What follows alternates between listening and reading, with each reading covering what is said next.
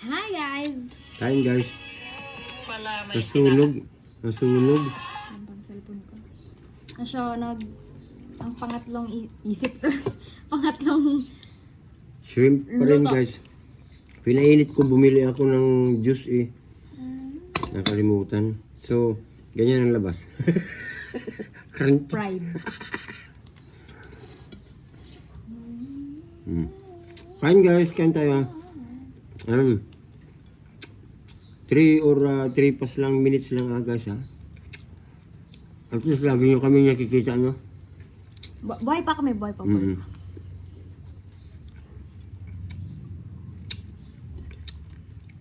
Kain tayo.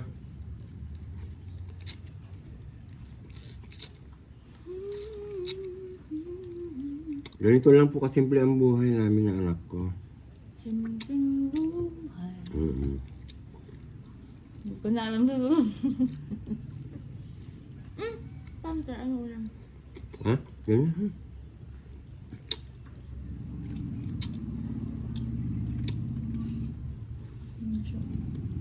Ayaw nga na, ito pala. Hmm? Ito pala. Gusto nyo yan? Dito ko sa taas.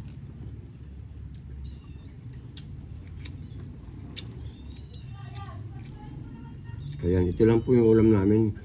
Kunting tipid po kasi hindi naman po kalakihan yung sahod namin guys. Kaya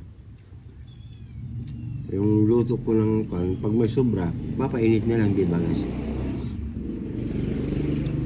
Correct. Eh guys, Hmm. ano ba? May bago akong natutunang ano. Oh? Kumbaga parang life lesson.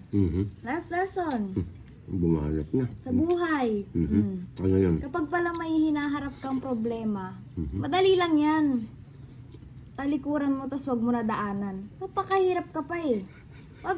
Kunyari, dyan yung problema mo. Dito ka na lang dumaan. Huwag ka nang dadiretso. Papahirapin mo na sa... Di ba? Naman. Eh, naku. Yan yung lesson in life mo. Oo. Alam mo kung kanino ko nalaman? Kanino? Sa'yo, sinabi mo kanina.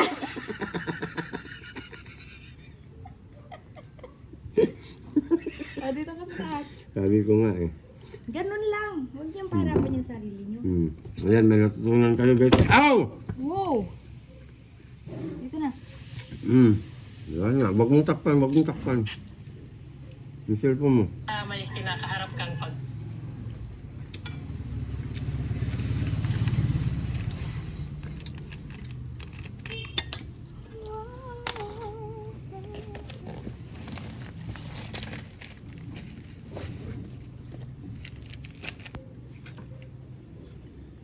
Mangan.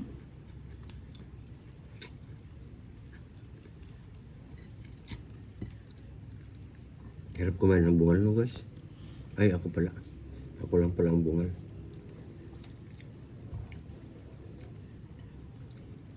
Pag masarap yung ulam, nako. Lugi tayo. Guys, mag-comment din kayo ng ano niya ah. Kung ano ulam niyo ngayon. Yan. Para magkaroon siya ng idea. Pero wag yung ano, sosyalin ah. Oo, mga simple lang guys ba.